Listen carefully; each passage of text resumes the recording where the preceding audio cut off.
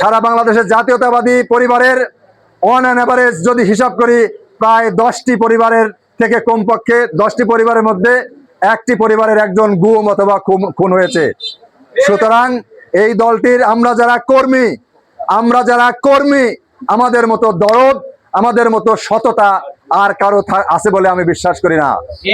যদি কারো মধ্যে সততার ঘাটতি থাকে, আন্তরিকতার ঘাটতি থাকে, এগুলা আপনারা ধ্যানে বসেন, আপনারা একাকী বসেন, নিজে নিজে চিন্তা করেন, নিজেকে আগে এই জায়গা বুস্ট আপ করেন, জাতীয়তাবাদের আদর্শের একজন প্রকৃত সৈনিক বানান, শহীদ প্রেসিডেন্ট জিয়াউর রহমানের মতো সততা নিজের মধ্যে প্রতিষ্ঠিত করেন।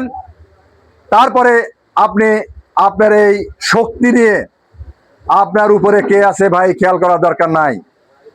আমি একজন কর্মী, আমার উপরে মাসুদ আছে, আমার উপরে সালাউদ্দিন আছে, আমার উপরে মিরু আছে, আমার উপরে সেলিম ভাই আছে, কিচ্ছু দেখার দরকার নাই।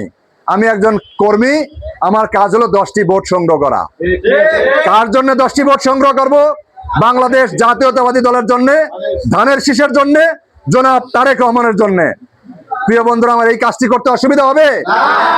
এরপরে আসি, এখান থেকে ঐক্যর কথা আসছে। আমি জিজ্ঞেস করছিলাম যে তারেক রহমানের সর্বশেষ বক্তব্য থেকে আমরা কোন পয়েন্ট পেয়েছি। আমরা ছোট ছোট গ্রুপে ভোট প্রার্থনা করার জন্য টিম হয়ে প্রত্যেকদিন কাজ করব। আমরা এরা এখন থেকেই শুরু করব, আজকে থেকেই শুরু করব। আরেকটি কথা বলছে যে আমাদের ঐক্যের প্রয়োজন। আমি এখানে আমার বিএনপি নেতারা আছেন, তাদের প্রতি শ্রদ্ধা রেখেই বলতে চাই, আপনাদের কাছে করজোর অনুরোধ করি, আপনারা খেয়াল করবেন, যারা বিএনপি করেন তারা খেয়াল করবেন, ছাত্র দলের মধ্যে গ্রুপিং নাই, যুব দলের মধ্যে গ্রুপিং নাই, মৎস্যজীবী দলের মধ্যে গ্রুপিং নাই, মহিলা দলের মধ্যে কোনো গ্রুপিং নাই, কোনো অঙ্গ সংগঠনের মধ্যে গ্রুপিং নাই। তাহলে আমরা যেটা দেখি যে আমাদের গার্ডিয়ান সংগঠনের মধ্যে গ্রুপিং আছে, তাহলে আমরা শিখবো কি? আমাদের কি শিখাবেন আপনারা? আপনারা যা শিখাবেন আমরা তো তাই শিখবো। আপনাদের কাছে অনুরোধ, আপনারা ঐক্যবদ্ধ হন, শহীদ প্রেসিডেন্ট জিয়াউর রহমানের কথা মনে করে ঐক্যবদ্ধ হন, বেগম খালেদা জিয়ার কথা মনে করে ঐক্যবদ্ধ হন। যেই মানুষটি আজ 15.5 বছর নির্বাসনে থেকে এত কষ্ট করে বাংলাদেশ জাতীয়তাবাদী দলটিকে সুসংগঠিত করে, সংঘবদ্ধ করে আজকে এই পর্যায়ে নিয়ে এসেছে। দেখেন, আমরা যেটাই দাবি করি, তারেক রহমানের ভীষণটা দেখেন। উনি বেশ আজ থেকে প্রায় আরো 6-7 বছর আগে একটি কথা বলেছিলেন, ফায়সালা হবে কোন পথে? রাজপথে। ফায়সালা হয়েছে নি? ফায়সালা কোথায় হয়েছে? রাজপথেই হয়েছে। সুতরাং এরকম একজন বিচক্ষণ, এরকম একজন দূরদৃষ্টি সম্পন্ন নেতৃত্ব আমি বিশ্বাস করি, এবং আপনাদেরকেও এই বিশ্বাস রাখতে হবে।